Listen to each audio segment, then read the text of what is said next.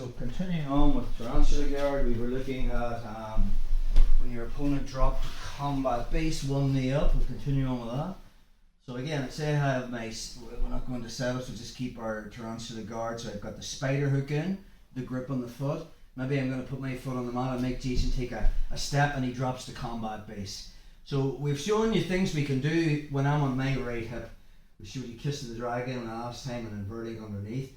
Maybe this time I'm going to go flat onto my back. So I'm not on my hip, my butt is flat. Sometimes your opponent will be sitting back and he's trying to like put weight on my hook. So that's not a reverse Del Eva hook. I just put my right instep underneath his butt. Now if I elevate Jason above my head without the spider hook, he can just sit back and I'll never do it. But if I have a spider hook in and that grip, that's a massive lever. I can bring him forward. Now I need to keep him away from my right side or over my head. If I pull Jason over my head, he can counter it by leaning to his left and I end up in this position. If I sweep him directly over my head, he can post with his hand. Take back a step. So the goal is I want to keep Jason on the left side of my body, the side I have the spider hook, so he can't lean that way and he can't post with that hand.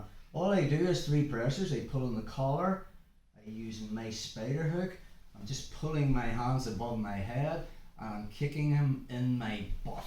So I bring him over to here. Once I have that position, my right leg comes under his left armpit. I keep that grip and I can let go of the sleeve. And from there I'm coming up.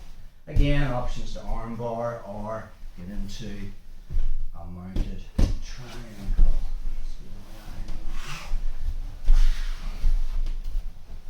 So, maybe I'm playing Tarantula guard from standing. Jason finds my foot and stuffs it and drops into combat base. And he's sitting back on it. Okay.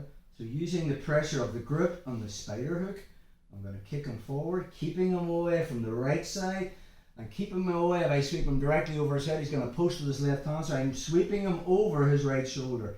So we're just going to use our grips and that kick in the butt to load the weight onto us. Again, my right elbow's coming in my body, and I'm just elevating him. Keep the grip.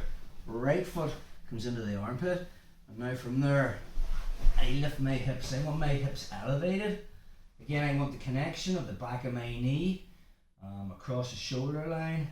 From there, I can put my head on the mat, find my shin, lock my triangle, and then trace a semicircle my foot.